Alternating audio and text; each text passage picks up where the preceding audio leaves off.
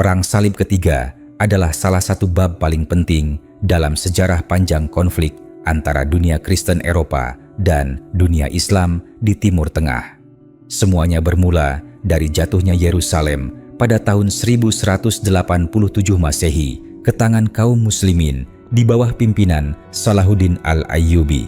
Kota suci yang sebelumnya berada di bawah kekuasaan tentara salib akhirnya berhasil direbut kembali tanpa pembantaian terhadap penduduk sipil. Peristiwa ini mengguncang Eropa dan menjadi titik balik besar dalam sejarah Perang Salib. Sebelum itu, terjadi pertempuran besar di Hattin. Di sana, pasukan Muslim berhasil mengalahkan tentara salib dengan strategi yang sangat kuat. Pasukan salib dipancing ke daerah kering, kehabisan air, dan akhirnya melemah.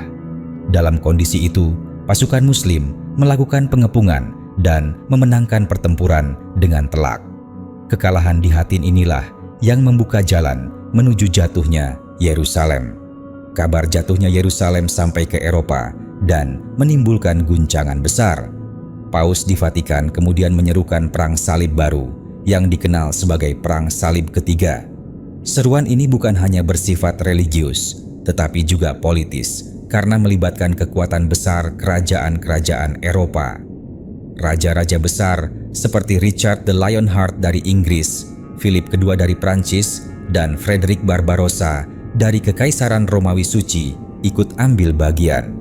Mereka mengumpulkan pasukan besar, membentuk aliansi, dan berlayar menuju Timur Tengah dengan satu tujuan, merebut kembali Yerusalem.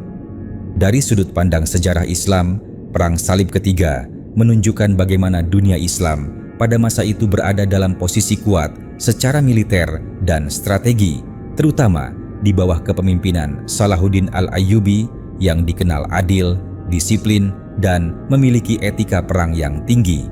Namun, konflik ini juga menunjukkan bahwa Perang Salib bukan hanya perang agama, tetapi juga perang politik, kekuasaan, dan pengaruh antar kerajaan besar dunia pada abad pertengahan. Peristiwa ini menjadi salah satu momen paling menentukan dalam sejarah hubungan Islam dan Eropa yang dampaknya masih dibahas hingga hari ini. Dalam Perang Salib Ketiga, sejarah mencatat munculnya tokoh-tokoh besar dari dua kubu yang saling berhadapan. Dari pihak kaum muslimin, berdiri seorang pemimpin yang sangat dihormati dalam sejarah Islam, yaitu Salahuddin Al-Ayyubi. Beliau dikenal bukan hanya sebagai panglima perang, tetapi juga sebagai pemimpin yang memiliki akhlak tinggi, disiplin, serta menjaga etika dalam peperangan. Setelah berhasil merebut kembali Yerusalem pada tahun 1187 Masehi, namanya menjadi pusat perhatian dunia, baik di timur maupun di barat. Salahuddin tidak memerintah dengan kekerasan berlebihan. Dalam banyak catatan sejarah Islam, beliau dikenal memberikan perlindungan kepada penduduk sipil dan menjaga tempat-tempat ibadah. Inilah yang membuat sosoknya dihormati, bahkan oleh lawan-lawannya sendiri. Di sisi lain, dunia Eropa mengirimkan tokoh-tokoh besar mereka. Yang pertama adalah Richard I dari Inggris yang dikenal dengan julukan The Lionheart atau Hati Singa. Ia adalah raja yang terkenal berani dalam pertempuran dan memiliki kekuatan militer yang besar. Richard memimpin pasukan Inggris dengan semangat tinggi untuk merebut kembali Yerusalem dari tangan Muslim. Kemudian ada Philip II dari Prancis. Ia bukan hanya seorang raja, tetapi juga seorang politisi yang cermat. Dalam Perang Salib Ketiga, perannya lebih banyak pada strategi, aliansi, dan kekuatan politik Eropa. Ia bekerja sama dengan kekuatan lain untuk menekan dominasi Muslim di wilayah Timur Tengah. Tokoh ketiga adalah Frederick Barbarossa dari Jerman. Ia merupakan Kaisar Romawi Suci yang membawa salah satu pasukan terbesar dari Eropa. Namun, dalam perjalanan menuju Timur Tengah, ia mengalami akhir yang tragis ketika tenggelam saat menyeberangi sungai di wilayah Anatolia. Hal ini menjadi salah satu titik lemah besar dalam ekspedisi Perang Salib Ketiga. Dari perspektif sejarah Islam, pertemuan kekuatan ini menunjukkan bahwa Perang Salib Ketiga bukan sekadar perang biasa. Ini adalah benturan antara kekuatan besar dunia Islam yang dipimpin oleh Salahuddin Al-Ayyubi dengan aliansi besar kerajaan-kerajaan Eropa. Namun, yang menarik, dalam catatan sejarah Islam, perang ini juga menunjukkan bahwa peperangan tidak selalu identik dengan kehancuran total. Ada nilai strategi, diplomasi, dan bahkan etika perang yang dijaga, terutama oleh pihak Muslim di bawah kepemimpinan Salahuddin. Perang ini menjadi salah satu momen paling terkenal dalam sejarah dunia abad pertengahan yang mempertemukan 4 tokoh besar dengan latar belakang, motivasi, dan kekuatan yang berbeda. Sebelum tahun 1187 Masehi, Yerusalem berada di bawah kekuasaan tentara salib. Kota yang memiliki nilai sejarah dan spiritual tinggi ini telah menjadi pusat konflik yang panjang antara dunia Islam dan dunia Kristen Eropa. Pada masa itu, pemerintahan tentara salib menerapkan sistem kontrol militer yang ketat di dalam kota. Banyak kebijakan yang berubah sesuai kepentingan politik mereka. Kehadiran pasukan bersenjata di setiap sudut kota menunjukkan bahwa Yerusalem berada dalam kondisi yang tidak stabil secara sosial dan politik. Namun, situasi ini berubah secara drastis ketika tahun 1187 Masehi tiba. Di bawah kepemimpinan Salahuddin Al-Ayyubi, pasukan Muslim berhasil merebut kembali Yerusalem setelah kemenangan besar dalam rangkaian pertempuran sebelumnya. Penyerahan kota ini tidak diwarnai dengan pembantaian besar. Justru, banyak catatan sejarah Islam menyebutkan bahwa penduduk diberikan keamanan dan perlindungan. Setelah Yerusalem kembali ke tangan kaum muslimin, terjadi perubahan sistem pemerintahan yang signifikan. Struktur administrasi kota mulai ditata ulang berdasarkan prinsip keteraturan dan stabilitas. Pengelolaan kota dilakukan dengan pendekatan yang lebih terorganisir, mencakup keamanan, hukum, dan pelayanan masyarakat. Salah satu hal yang paling menonjol dalam periode ini adalah upaya pemulihan stabilitas kota. Aktivitas perdagangan mulai kembali berjalan. Pasar-pasar yang sebelumnya lesu kembali hidup. Penduduk dari berbagai latar belakang agama dapat kembali menjalankan aktivitas mereka dengan lebih tenang di dalam kota. Dalam perspektif sejarah Islam, perubahan ini menunjukkan bahwa kemenangan dalam konflik tidak selalu diikuti oleh kehancuran. Dalam banyak catatan, Salahuddin Al-Ayyubi dikenal menjaga keseimbangan antara kekuatan militer dan nilai-nilai etika dalam pemerintahan. Yerusalem kemudian memasuki fase baru, yaitu fase pemulihan setelah konflik besar. Kota ini kembali menjadi pusat aktivitas penting di wilayah tersebut, baik secara politik, sosial, maupun keagamaan.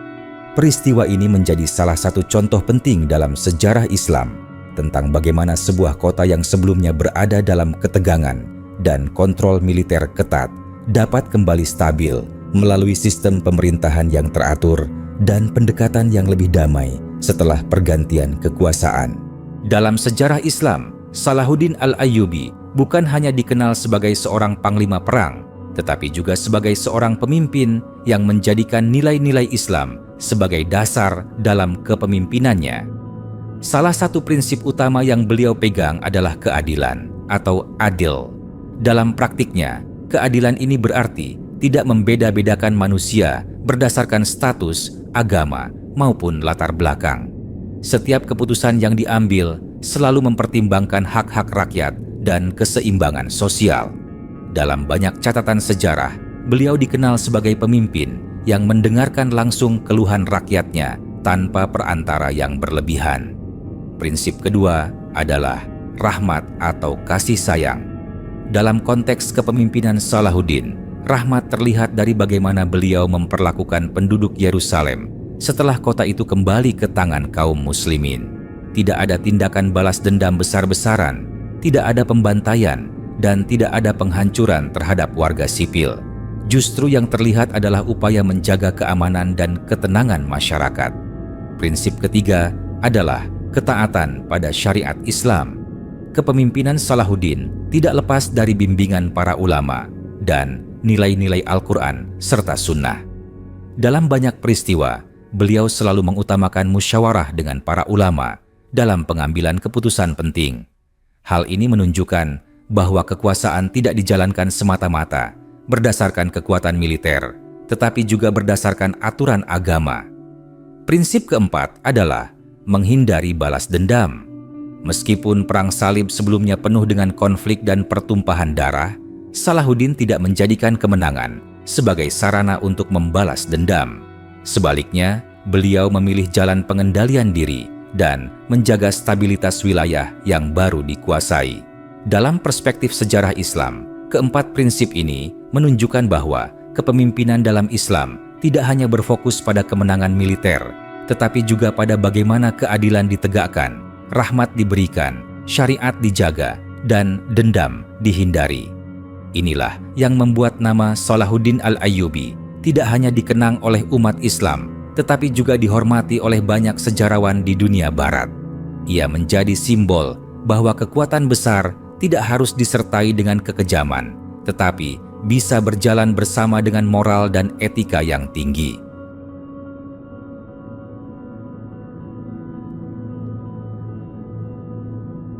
Inilah salah satu peristiwa paling bersejarah dalam dunia Islam dan Perang Salib.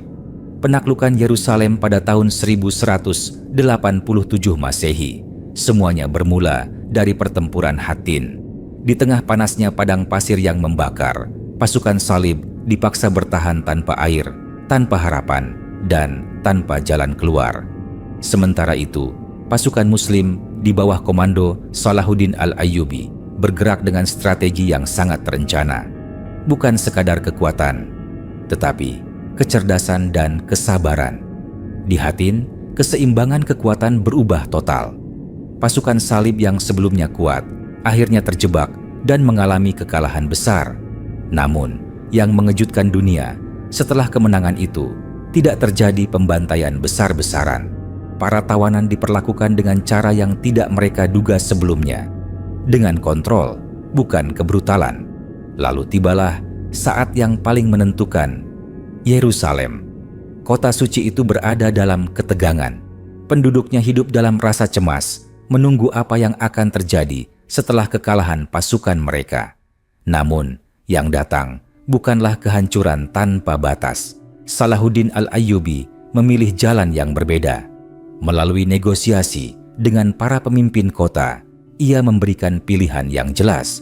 Keselamatan bagi penduduk sipil, perlindungan bagi mereka yang tidak terlibat dalam peperangan, tidak ada pembalasan membabi buta, tidak ada pembantaian massal seperti yang pernah terjadi di masa sebelumnya dalam sejarah perang. Ketika akhirnya Yerusalem dibuka, yang terjadi bukanlah kehancuran, tetapi ketertiban. Pasukan masuk dengan disiplin. Warga sipil dibiarkan tetap berada di rumah mereka. Gereja, rumah, dan tempat ibadah tidak dihancurkan. Salahuddin bahkan menjamin keselamatan banyak penduduk, termasuk mereka yang ingin pergi dengan aman. Dalam pandangan Islam, peristiwa ini sering dijadikan contoh tentang adab perang, bahwa kemenangan bukan hanya soal menguasai wilayah, tetapi juga tentang menjaga keadilan, menghindari kezaliman, dan menegakkan nilai kemanusiaan. Allah tidak memerintahkan kerusakan di muka bumi, bahkan dalam peperangan sekalipun terdapat batasan yang jelas. Dan disinilah sejarah mencatat bahwa kekuatan sejati bukan hanya di medan perang, tetapi juga dalam pengendalian diri setelah kemenangan diraih.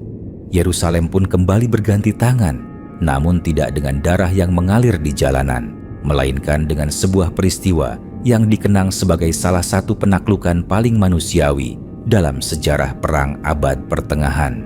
Setelah Yerusalem berada di bawah kendali kaum muslimin, kebijakan yang diterapkan oleh Salahuddin Al-Ayyubi menjadi sorotan besar dalam sejarah dunia. Dalam pandangan Islam, kemenangan bukanlah alasan untuk melakukan kerusakan, melainkan amanah untuk menegakkan keadilan. Karena itu, terhadap penduduk Kristen di Yerusalem diterapkan kebijakan yang sangat berbeda dari praktik peperangan pada masa itu. Gereja-gereja yang ada di dalam kota tidak dihancurkan. Bangunan suci Kristen tetap berdiri sebagaimana sebelumnya. tidak ada perusakan terhadap tempat ibadah, meskipun kota tersebut baru saja mengalami pergantian kekuasaan. Bahkan, umat Kristen tetap diberikan izin untuk menjalankan ibadah mereka di dalam gereja. Aktivitas keagamaan tidak dilarang dan tidak ada pemaksaan untuk meninggalkan keyakinan mereka. Hal ini menunjukkan prinsip penting dalam Islam, yaitu tidak ada paksaan dalam agama. Para pendeta dan pemimpin gereja juga mendapatkan perlindungan. Mereka tidak diganggu, tidak diusir, dan tidak diperlakukan dengan kekerasan. Dalam beberapa catatan sejarah, mereka bahkan diberikan jaminan keamanan untuk tetap menjalankan tugas keagamaan mereka dengan tenang di dalam kota. Lebih dari itu, hak perjalanan bagi para peziarah Kristen juga dijaga. Mereka yang ingin meninggalkan Yerusalem atau kembali untuk berziarah ke tempat-tempat suci diberikan keamanan dalam perjalanan. Tidak ada perampasan harta secara sewenang-wenang dan tidak ada tindakan balas dendam terhadap warga sipil. Dalam perspektif Islam, tindakan ini mencerminkan ajaran tentang keadilan dalam peperangan, bahwa musuh dalam konflik militer bukan berarti kehilangan hak kemanusiaan. Wanita, anak-anak, orang tua, serta orang yang tidak terlibat perang tetap memiliki perlindungan. Kebijakan ini juga menunjukkan bahwa kekuasaan dalam Islam tidak berdiri di atas kehancuran, tetapi di atas tanggung jawab moral. Yerusalem saat itu tidak berubah menjadi kota ketakutan, melainkan tetap menjadi kota yang dihuni berbagai kelompok agama dengan aturan yang lebih tertib. Salahuddin Al-Ayyubi sendiri dikenal sebagai sosok yang menahan diri dari tindakan balas dendam, meskipun sejarah sebelumnya mencatat penderitaan besar yang dialami kaum muslimin. Namun, ia memilih jalan yang lebih tinggi, yaitu jalan pengampunan, kontrol, dan keadilan. Inilah yang kemudian membuat banyak sejarawan menyebut penaklukan Yerusalem bukan sekadar kemenangan militer, tetapi juga contoh etika perang dalam peradaban Islam. Dalam catatan sejarah Islam, kebijakan di Yerusalem tidak hanya menyentuh komunitas Kristen, tetapi juga komunitas Yahudi yang telah lama hidup tersebar di wilayah-wilayah sekitarnya. Setelah Yerusalem berada di bawah kendali Salahuddin Al-Ayyubi, diberikan izin bagi komunitas Yahudi untuk kembali menetap di kota tersebut. Ini menjadi titik penting karena sebelum masa itu, banyak komunitas Yahudi tidak lagi memiliki akses bebas ke wilayah Yerusalem akibat konflik dan perubahan kekuasaan sebelumnya. Dalam perspektif administrasi Islam pada masa itu, kebijakan ini bukan berdasarkan identitas etnis atau agama, tetapi berdasarkan prinsip perlindungan penduduk sipil dan stabilitas sosial. Komunitas Yahudi yang datang kembali diberi ruang untuk hidup di dalam kota tanpa tekanan atau pengusiran. Selain itu, komunitas diaspora Yahudi yang telah tersebar di berbagai wilayah tetap mendapatkan perlindungan sebagai penduduk yang berada di bawah sistem keamanan negara Islam. Mereka tidak diperlakukan sebagai musuh, melainkan sebagai kelompok yang memiliki hak hidup dan keamanan selama tidak terlibat dalam konflik militer.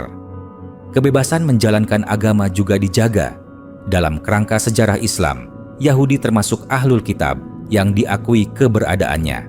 Karena itu, mereka diberi ruang untuk menjalankan ibadah sesuai tradisi mereka tanpa paksaan untuk berpindah keyakinan. Sinagog tetap dapat digunakan dan aktivitas keagamaan berlangsung dalam batas keamanan kota. Lebih jauh lagi, stabilitas sosial dan ekonomi mulai dipulihkan di Yerusalem. Pasar kembali dibuka, aktivitas perdagangan hidup kembali, dan sistem sosial mulai ditata ulang setelah masa konflik yang panjang. Penduduk dari berbagai latar belakang kembali dapat beraktivitas dalam suasana yang lebih aman. Dalam pandangan Islam, kebijakan seperti ini mencerminkan prinsip maslahah, yaitu menjaga kemaslahatan umum. Tujuan utama bukan hanya menguasai wilayah, tetapi memastikan kehidupan masyarakat tetap berjalan tanpa diskriminasi dan tanpa kehancuran sosial. Sejarawan Muslim sering menekankan bahwa pendekatan ini menunjukkan bagaimana kekuasaan dalam Islam idealnya berfungsi sebagai pelindung, bukan penghancur. Bahkan, di tengah situasi pasca perang, nilai keadilan tetap dijaga dan hak-hak sipil tidak dihapuskan. Dengan demikian, Yerusalem pada masa itu menjadi ruang yang kembali dihuni oleh berbagai komunitas agama, hidup berdampingan di bawah aturan keamanan yang lebih stabil dibanding masa konflik sebelumnya. Dalam kerangka syariat Islam, kebijakan yang diterapkan di Yerusalem setelah masa penaklukan tidak berdiri sendiri, melainkan berakar pada prinsip besar yang disebut sebagai perlindungan terhadap jiwa, harta, dan keyakinan manusia. Salah satu konsep yang dikenal dalam sejarah hukum Islam adalah sistem zimmi, yaitu status perlindungan bagi non-muslim yang hidup di bawah pemerintahan Islam. Sistem ini tidak dimaksudkan sebagai bentuk penindasan, tetapi sebagai bentuk kontrak sosial yang memberikan jaminan keamanan bagi mereka yang tidak ikut dalam konflik militer. Melalui sistem ini, jiwa dan harta penduduk non-muslim dijamin keamanannya. Tidak diperbolehkan adanya perampasan, kekerasan, atau tindakan sewenang-wenang terhadap mereka. Bahkan, dalam kondisi damai maupun pasca perang, hak kepemilikan tetap dihormati dan dilindungi oleh negara.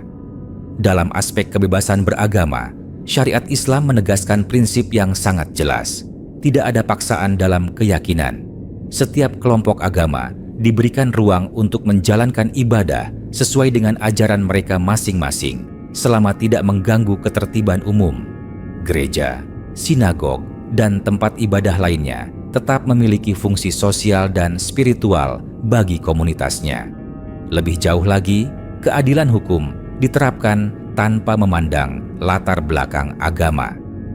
Dalam sistem peradilan Islam klasik, setiap warga negara memiliki hak untuk mendapatkan perlindungan hukum yang sama di hadapan penguasa.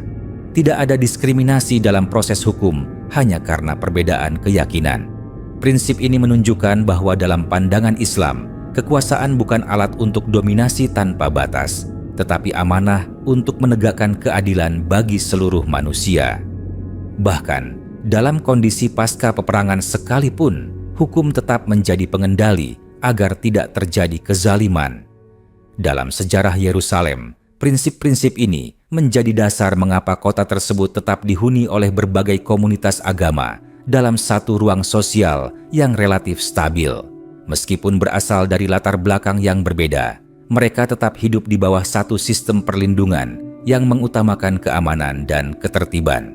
Dengan demikian, konsep perlindungan dalam syariat Islam tidak hanya bersifat teoritis, tetapi tercermin dalam praktik sejarah yang menekankan keseimbangan antara kekuasaan, keadilan, dan kemanusiaan.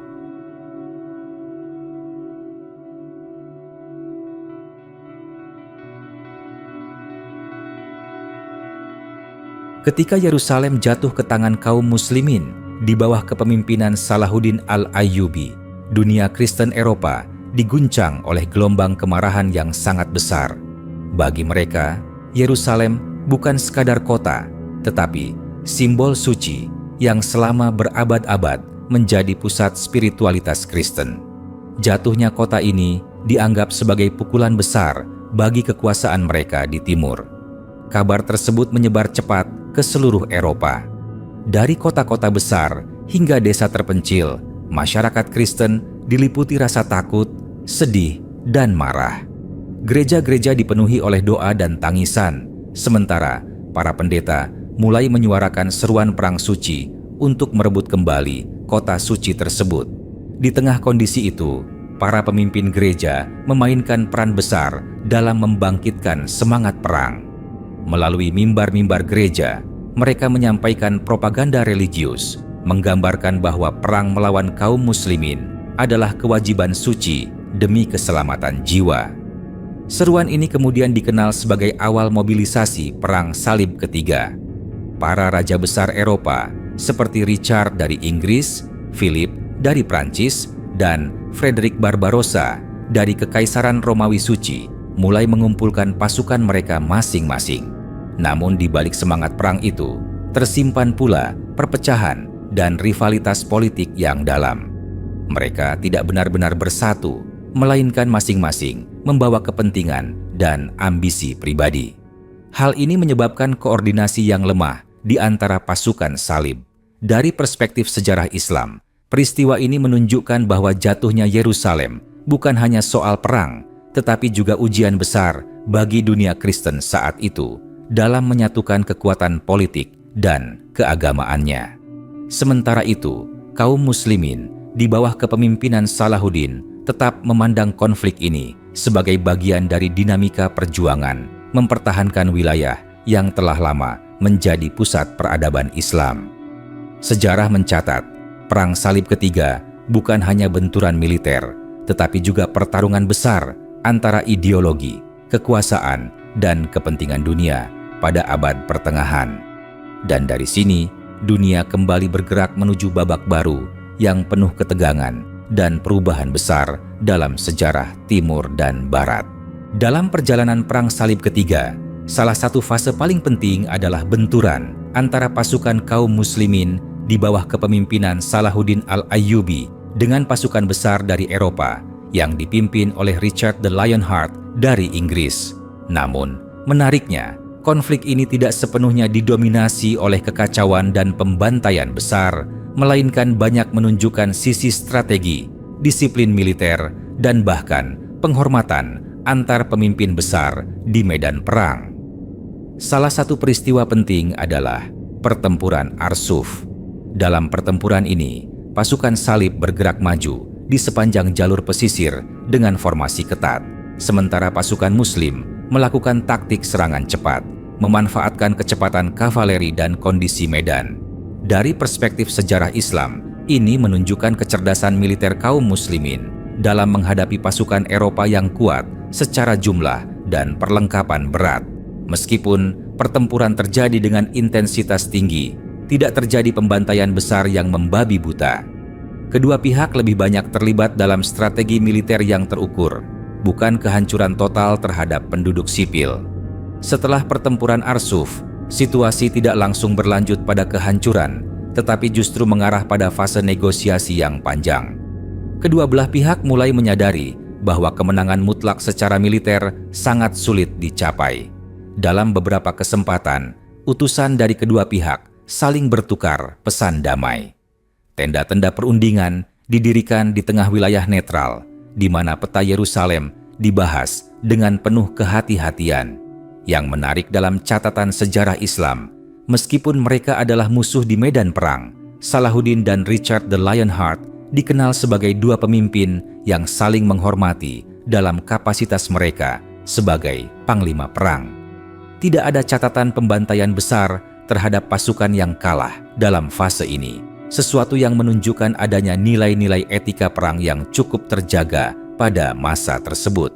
Dari sudut pandang Islam, hal ini mencerminkan bahwa peperangan bukan sekadar tentang kehancuran, tetapi juga tentang aturan, kehormatan, dan batasan moral dalam konflik.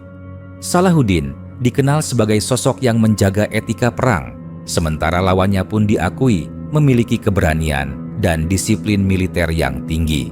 Akhirnya, konflik ini tidak berujung pada kehancuran total salah satu pihak, melainkan pada kesepakatan yang lebih stabil dalam bentuk perjanjian damai terbatas yang kemudian menjadi bagian penting dalam sejarah Perang Salib. Sejarah ini mengajarkan bahwa bahkan dalam peperangan besar sekalipun, masih ada ruang bagi kehormatan, strategi, dan kemanusiaan di tengah konflik yang keras. Perang Salib Ketiga akhirnya memasuki fase akhir yang berbeda dari ekspektasi banyak pihak.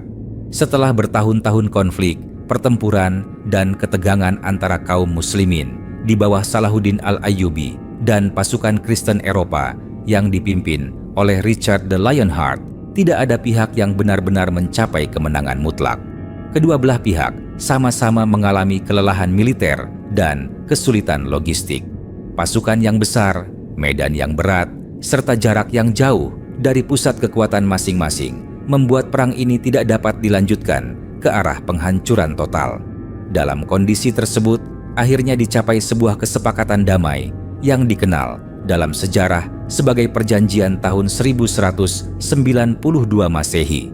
Dari perspektif sejarah Islam, perjanjian ini menunjukkan bahwa konflik besar tidak selalu berakhir dengan kemenangan absolut, tetapi bisa berujung pada keseimbangan kekuatan dan kesepakatan strategis. Dalam perjanjian tersebut, Yerusalem tetap berada di bawah kendali kaum muslimin. Namun, yang sangat penting, akses bagi umat Kristen untuk melakukan ziarah ke tempat-tempat suci tetap dibuka dan dijamin keamanannya. Hal ini menunjukkan adanya bentuk kompromi politik dan kemanusiaan di tengah konflik besar antara dua peradaban. Salahuddin Al-Ayyubi dalam sejarah Islam dikenal tidak hanya sebagai panglima perang, tetapi juga sebagai pemimpin yang mengedepankan etika dan keadilan dalam peperangan. Ia tidak menutup pintu bagi kaum Kristen untuk beribadah di tempat suci mereka. Di sisi lain, pihak Kristen Eropa juga mengakui kekuatan militer dan strategi Salahuddin, sehingga memilih jalan diplomasi sebagai solusi akhir. Dari sudut pandang Islam, peristiwa ini menjadi pelajaran bahwa peperangan bukanlah tujuan akhir, melainkan kondisi yang pada akhirnya harus kembali menuju perdamaian jika memungkinkan. Tidak ada pembantaian besar yang menjadi akhir dari konflik ini, melainkan sebuah kesepakatan yang menjaga keseimbangan antara dua pihak. Yerusalem tetap menjadi pusat spiritual yang dijaga oleh kaum muslimin, sementara umat Kristen tetap mendapatkan hak untuk mengunjungi tempat-tempat suci mereka dengan aman. Sejarah mencatat bahwa Perang Salib Ketiga tidak menghasilkan pemenang total, tetapi menghasilkan pelajaran besar tentang politik, strategi, dan pentingnya diplomasi dalam menyelesaikan konflik panjang. Dan dari peristiwa ini, dunia memahami bahwa bahkan di tengah perang besar sekalipun, selalu ada ruang untuk kesepakatan, kehormatan, dan jalan menuju perdamaian. Perang Salib Ketiga akhirnya memasuki fase akhir yang berbeda dari ekspektasi banyak pihak. Setelah bertahun-tahun konflik, pertempuran, dan ketegangan antara kaum muslimin di bawah Salahuddin Al-Ayyubi dan pasukan Kristen Eropa yang dipimpin oleh Richard the Lionheart, tidak ada pihak yang benar-benar mencapai kemenangan mutlak. Kedua belah pihak sama-sama mengalami kelelahan militer dan kesulitan logistik. Pasukan yang besar, medan yang berat, serta jarak yang jauh dari pusat kekuatan masing-masing membuat perang ini tidak dapat dilanjutkan ke arah penghancuran total. Dalam kondisi tersebut, akhirnya dicapai sebuah kesepakatan damai yang dikenal dalam sejarah sebagai perjanjian tahun 1192 Masehi.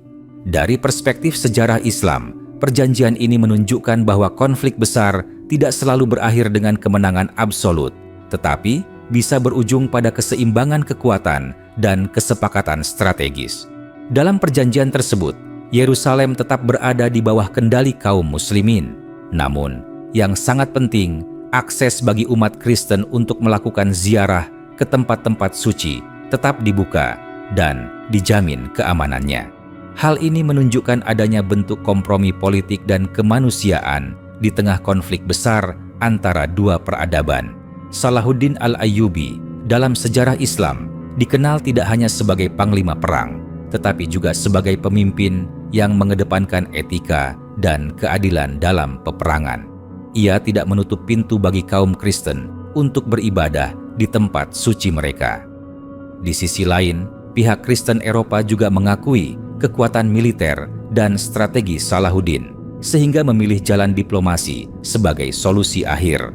Dari sudut pandang Islam, peristiwa ini menjadi pelajaran bahwa peperangan bukanlah tujuan akhir, melainkan kondisi yang pada akhirnya harus kembali menuju perdamaian jika memungkinkan. Tidak ada pembantaian besar yang menjadi akhir dari konflik ini, melainkan sebuah kesepakatan yang menjaga keseimbangan antara dua pihak. Yerusalem tetap menjadi pusat spiritual yang dijaga oleh kaum muslimin, sementara umat Kristen tetap mendapatkan hak untuk mengunjungi tempat-tempat suci mereka dengan aman. Sejarah mencatat bahwa Perang Salib Ketiga tidak menghasilkan pemenang total, tetapi menghasilkan pelajaran besar tentang politik, strategi, dan pentingnya diplomasi dalam menyelesaikan konflik panjang. Dan dari peristiwa ini, dunia memahami bahwa bahkan di tengah perang besar sekalipun, selalu ada ruang untuk kesepakatan, kehormatan, dan jalan menuju perdamaian.